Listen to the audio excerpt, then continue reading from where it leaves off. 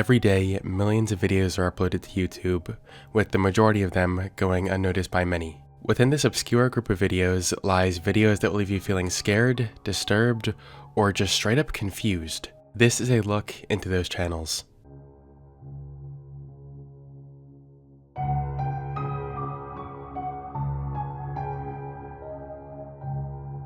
At the start of 2017, a YouTube channel called Kirk Uner 3800 was created.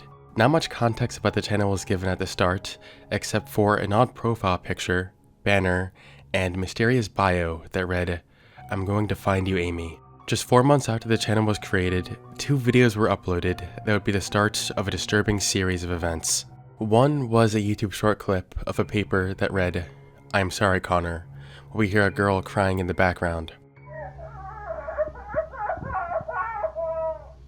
The other was a full video titled, "I Feel Cleansed," which featured Kirk recording outside a window while making distressing breathing noises before closing the blinds. At this point, no one was really sure what to expect from all this, but things were just getting started.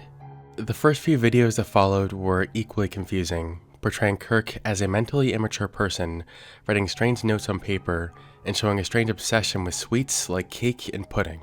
Another sign of his immaturity was the disorganization we could see in these rooms. Which reminds me, you know it's just as bad as a disorganized room? A disorganized wallet, which is why I want to interrupt for 1 minute to introduce today's sponsor, Ridge Wallet.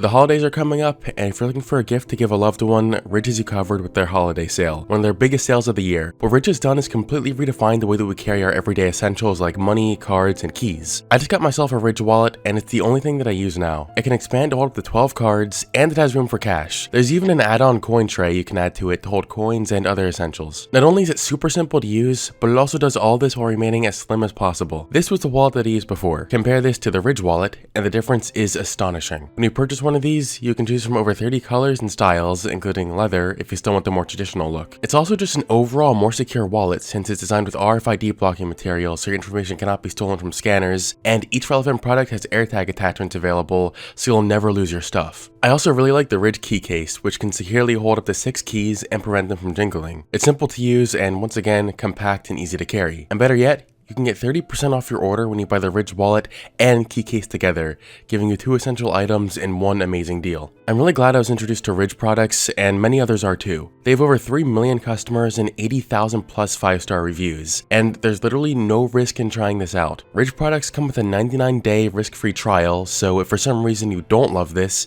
you can always get a full refund. This, along with the lifetime warranty these products come with, make buying this a no-brainer. Shop the holiday sale by going to ridge.com/ScareTheater and get up to 30% off through December 20th. Use my link and you can enter free for a chance to win a Ridge bundle worth $4,000. Now, back to the video. As we are shown some more notes that Kirk wrote, we're introduced to the names of 2 characters we'll be hearing about more as this goes on, Amy and Sarah. Amy is a person that Kirk has a clear romantic obsession with and whom he describes as his girlfriend. Sarah, on the other hand, is someone he expresses extreme disdain toward. He believes Sarah took Amy away from him, and wants nothing more than to make her pay for that. He writes many degrading things about Sarah, and draws depictions of Sarah being hurt. Although Kirk describes his relationship with Amy as if they were in love, it quickly becomes obvious that Kirk is an unreliable narrator, and this relationship was entirely one-sided. In some of these notes, he writes vile and demeaning things about Amy, making it seem like Kirk was more predatory than anything else. A few days later, Kirk gives us some more context about where he is right now in a video titled, "Another Morning in Prison." In this video, he records himself in a dark room before opening the window to look at the sunrise. The description reads, "I wake up to spend 10 hours in my room. My neighbor wakes up early to, I hate it here." Given what we know about Kirk's mental state, it is clear on what is being hinted at here, but it becomes more obvious in the next video titled Storytime Again. This gives us the furthest insight we will receive into Kirk's backstory. The description says, "My doctor said I have to tell something about myself in order to get better. Here's my story." This essentially confirms that Kirk is telling a story from inside some sort of mental facility. Through a series of notes, Kirk walks us through the details that led to where he is right now. It begins with his childhood, hinting at an unhealthy relationship with his father, leading to Kirk engaging in antisocial behavior, the most extreme of which would be Kirk ending the life of his dog, Fido. The next page shows Kirk being abused by his father, as can be seen from this illustration. This led to Kirk ending his father's life in a fit of rage. This is how Kirk ended up in the facility he is in. He claims it is here that he met Amy, who he fell in love with, but Sarah took her away from him, and now he just wants revenge. Other videos featured on this channel give more background into what is probably actually going on, since Kirk clearly does not have a solid grasp on reality. We are given insight on how much Kirk's father shaped the way he is today in a video where Kirk talks about wanting to hurt his neighbor for playing music too loudly. In the comment section of this video, Kirk tells someone that the music reminds him of the things his father would do to him. As we are given more details, it also becomes increasingly more obvious just how disgusting of a character Kirk really is. In his video titled, "A Message to Those Who Care," Kirk uses a text-to-speech bot to describe actions he did to Amy. "I love you, Amy, and as I caress my exposed flesh, it feels as soft as yours did. I miss the tears and screams of passion while you laid there sobbing quietly. Remember that these walls won't hold me back, as soon I'll be free, wandering around the streets and wilderness, until I have you again."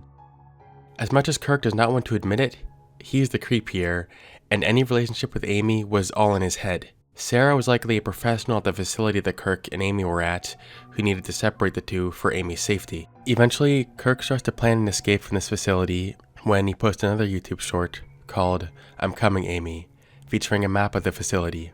On May 22nd, 2017, he uploaded a video called "Breaking Out Tomorrow," which just showed him running down the hallway. 2 days later, he would upload another video showing his escape was successful. Although he is now out, he still has not found Amy. The next segment of videos seems to be Kirk specifically speaking to Amy to show her that he is a responsible adult. He does this by speedrunning the conventional life milestones, like owning a home, which he achieves by trespassing into this one.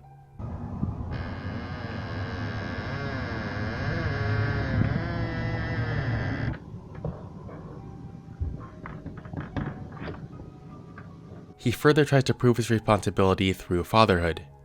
In a video titled, "I'll Make a Great Daddy, Amy," he walks into an apartment and starts cooking something. At the end of the video, this happens.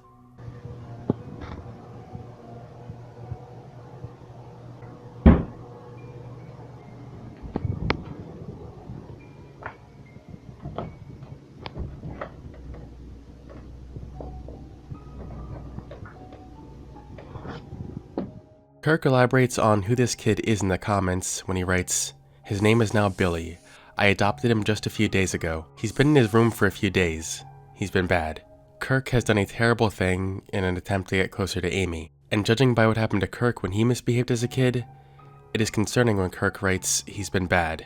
After this video, Kirk becomes a dangerous character again, whose actions are completely unpredictable. On June 1st, 2017, he uploaded a video called "The Day to Live," where he says he will be free of kids soon and prays for his sins. The contents of the video are only of him in a Walmart buying some lights and a shovel. In the next few videos that follow, we see Kirk following through with his awful plan to get rid of Billy before he decides to flee to another location. The next few videos are more or less the same type of stuff we've been seeing. Trespassing into a new home, unhinged behavior, the body of another victim, then he relocates once more, bringing us to the conclusion of the channel. The final location Kirk ends up in seems to be where Amy is at. In a video titled, "Looking for the Real Amy," he writes in the description, "The fakes aren't doing it anymore.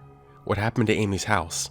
He posts a few more videos of him searching for Amy to no avail. After this, he stopped uploading for about 3 weeks before uploading 2 more videos. One on August 18th, 2017 called "Why Can't It Be Me?"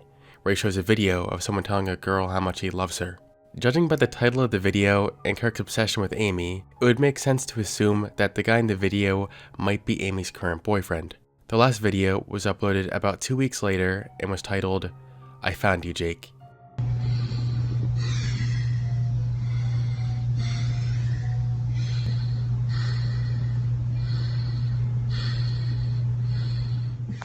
It's unclear who Jake is or what Kirk was planning on doing to him, and given on how long ago this is uploaded, we will probably never find out. As I'm sure you picked up on by this point, this was an ARG series. Why it ended here, I'm not entirely sure. I definitely don't think the series' abrupt end had anything to do with it not being popular enough, since these last couple of videos on the channel were actually the most popular. If I had to guess why it ended here, I'd say it was probably because the creator either got bored or simply didn't know where to go from here. Honestly, my whole time watching through this, I got the vibe that the creator didn't have a clear plan for the story, and was kind of just making stuff up as they went along. The beginning was intriguing, and some parts near the very end were as well, but in the middle, there were lots of uploads that seemed purposeless and almost like filler. At a certain point, the story continued to become less and less cohesive until it just wasn't all that interesting anymore. Maybe I'm wrong, and I'm just not understanding something, but if I'm right, then it would only be natural for this to come to an unsatisfying ending like this. I've tried reaching out to the creator of the series, but was unsuccessful. If I ever do hear from him, I'll try to update you.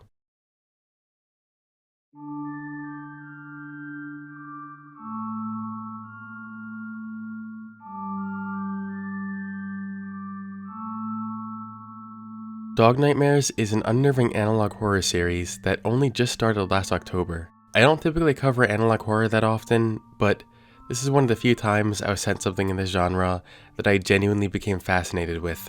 The first video was uploaded to this channel on October 11th, 2022, and was titled Dog Show.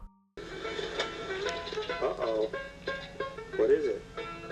We need to replace this part.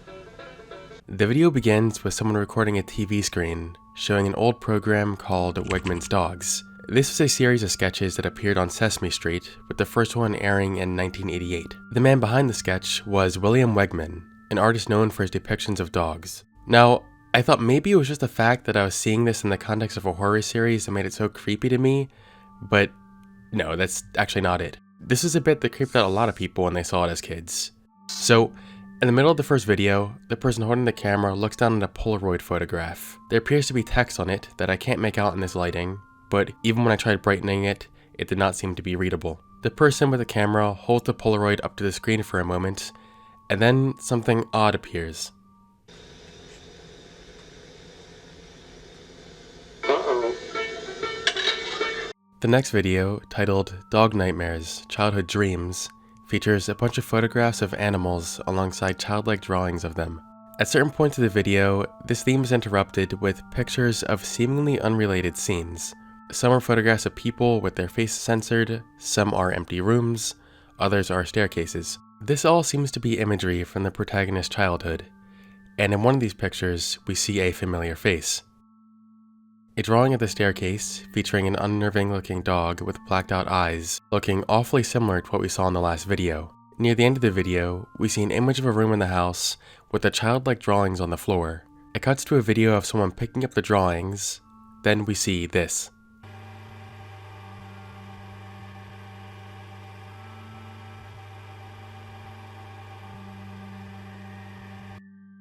You might have missed it. I didn't catch what happened until someone in the comments pointed this out. If you slow down the video and brighten it up a little bit, here is what you will see at the end.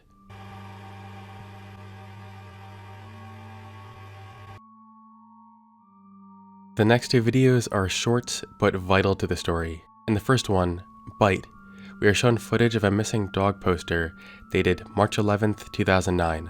In the second one, January 4th, 2009, the protagonist shows us something they found on one of the Wegman's Dogs tapes they have collected. I'll have a turkey sandwich. Excellent choice. We're ready to order. It's normal for the most part, until it starts glitching out here.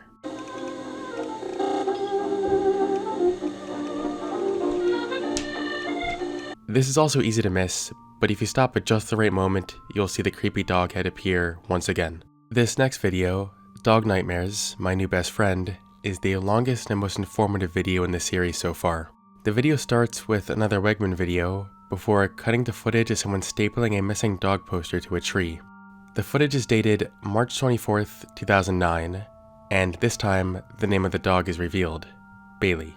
The next section of the video shows a series of notes written by the protagonist in 2009. The first one mentions a number that keeps calling them, but each time they answer, there's only silence on the other end of the line. They still have hope that Bailey is safe. The next note talks about them gathering Wegman tapes to archive, and specifically being on the lookout for two particular tapes. The note after this details a friend giving them a gift, and from here, the video cuts to the protagonist recording themselves opening the gift. It is here that we finally learn the protagonist's name, Emily. The gift includes a Get Well Soon card, and a copy of a William Wegman movie called Hardly Gold. Before the video ends, Emily also shows us a photo album, which features all the pictures we saw in the second video, Childhood Dreams. Soon afterward, the video cuts to more notes written by Emily. These notes say things like how Emily has dreams of not being with the dog, how much she misses the dog, someone taking the posters down, and more. The next part of the video shows more drawings from Emily's childhood, except these drawings tell a story. Within her writings, she speaks about a hole in the wall that frightens her. One day, she heard barking when she ran past it, so she grabbed her flashlight to take a look. From here, the video cuts to what was seen.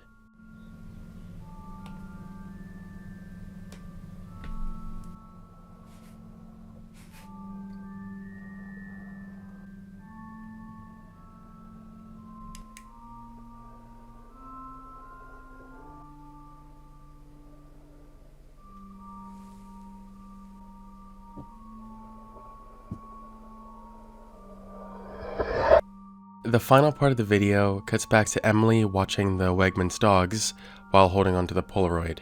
The show starts to glitch again until it actually starts speaking to her. Okay. Who do you think they be? Beyond. Only the dog is still out there. Can you think? Oh, the dog is still out there. He's the box. The boys return. From here, the glitching goes crazy, and Emily drops the Polaroid. Now, the text and image are finally revealed. The description of this video just says, "He will be found." Like I said before, I'm not super into the whole analog horror scene, and I feel like it's super difficult nowadays to find new ones pop up that are actually good, but this one genuinely has my interest. I know there's a lot of theories about what has happened in the series so far and what's going to happen later on, so I actually contacted the creator of the series for a short interview to talk about this. Have a listen. Hi. So, Dog Nightmares. This is actually one of the greatest analog horror series I've seen in a long time. I feel like especially today, I feel like everyone's trying to do stuff like this, and a lot of stuff is very low effort. And that's why I don't cover stuff like this, but this is one that I think is criminally underrated, which is why I got my attention, so I think you really did great on this. But I wanted to ask, what made you want to start an analog horror series, and why did you go with this dog horror type of theme? Alright, so I was having reoccurring dog nightmares back in 2018, and one stuck out to me the most, so I decided to make sorry, I stutter a lot. I decided to make a horror series based off of it, with my own twist, of course, because the Wegman dogs weren't a part of that nightmare, but they were something from my childhood that used to scare the absolute shit out of me. I don't know if I'm allowed to curse. I'm sorry. No, you can. Yeah, that's fine. Okay. So okay, so yeah. so you actually did have real nightmares about dogs, which inspired this. Yes. Is this series more of an ARG in the fact that it's more like an interactive thing, or would you just call it more just an analog horror storytelling type thing?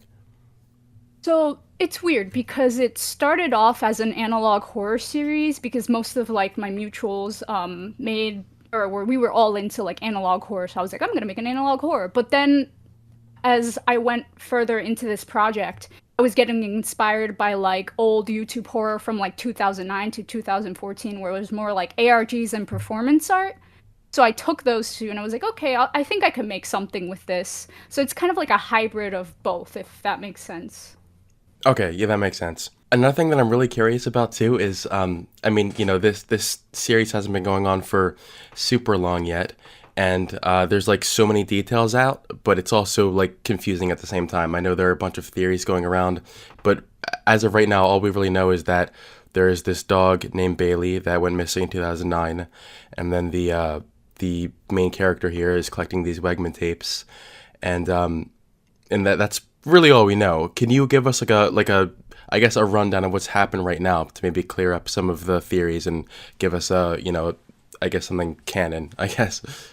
Yeah, so I'm limited to what I can say without going into too much detail because in the future, I am planning on answering all these questions. So I had to write down how I'm able to express what's going on right now and not give too much insight of what's going to happen later. So what I wrote was, Unable to remember her childhood and only seeing glimpses of it through reoccurring nightmares, Emily must look through her childhood drawings and mementos in order to figure out where her missing dog Bailey is. While looking into the nostalgia of the Wegman dog shorts that she loved as a kid, a haunting yet familiar figure from her past seems to guide her on her quest to find her beloved pet. Okay, that's perfect. Thank you. Yeah. So, I also wanted to ask about some of the characters we've seen so far. So, there are a couple, like, main people that have popped up. So, one would be the anonymous caller that the main character mentioned on the phone who would call and there would just be silence on the other end. There was the friend who sent them the gifts. And then in the My New Best Friend video, there was that Polaroid that was revealed to have two people in that picture.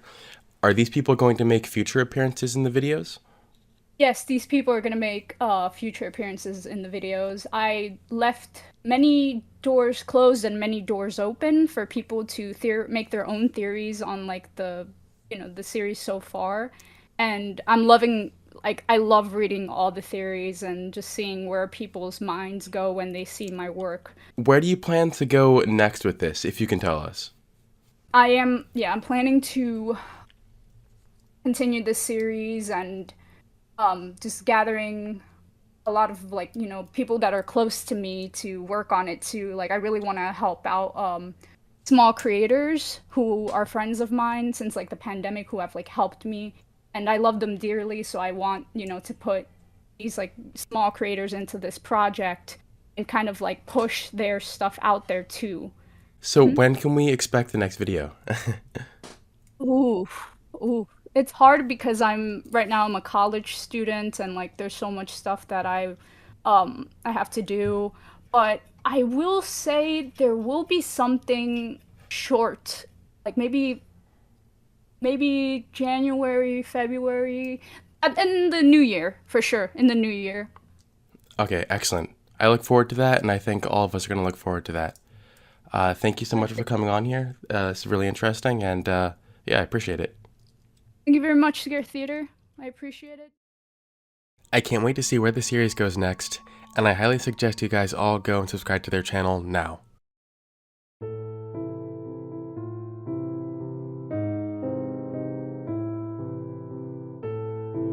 The next one we are going to cover is a type of channel I see requested a lot, so I just wanted to cover this now. This also isn't necessarily creepy, but definitely odd.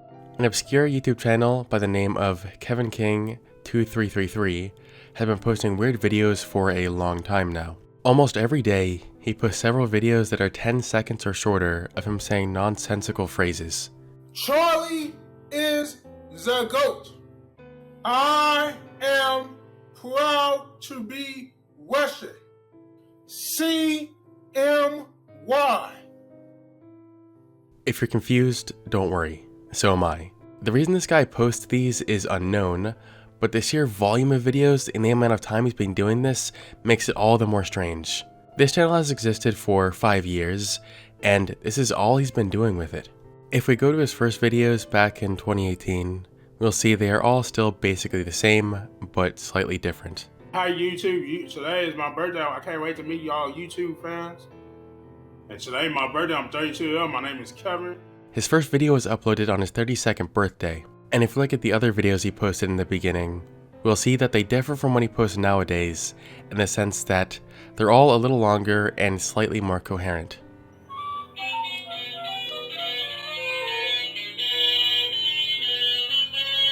Hi YouTube, it's me again, Kevin. Look, I got food here. Still, from the very beginning, these posts have been almost daily. It was only a couple months later that the videos started to become strangely repetitive when, from September 2nd to November 1st of 2018, he posted a series of videos of him saluting different people or things. In those 60 days, he uploaded 159 saluting videos, an average of 2 or 3 per day. It wasn't until July of 2022 that he switched to pretty much exclusively uploading clips that were 10 seconds or less. Fast forward to today, and we see Kevin, now at age 37, still keeping up these oddly consistent uploads. Like I said before, as of recent, it's been about 10 videos per day, but sometimes he'll go a day without posting. The reason for this strange behavior is probably just some sort of mental illness. Kevin is not the only person on YouTube to post strange stuff like this. There's actually a lot of channels that do things very similar to this, but the general format is typically the same. The reason I'm covering this channel isn't to make fun of or dehumanize these kinds of channels, it's just that I see these types of videos being requested so much that I just wanted to cover it once to get it out of the way. There's really nothing too deep or creepy about these, so I just ask you to stop requesting stuff like this unless there genuinely is something deeper going on. For most channels like this, the explanation will be no different than what I just said here. The internet is full of strange, mysterious content, and as the space grows, the material gets better. I look forward to seeing what new oddities peek out from the obscure corners of YouTube. Until next time, thank you for watching, and I'll see you on the flip side.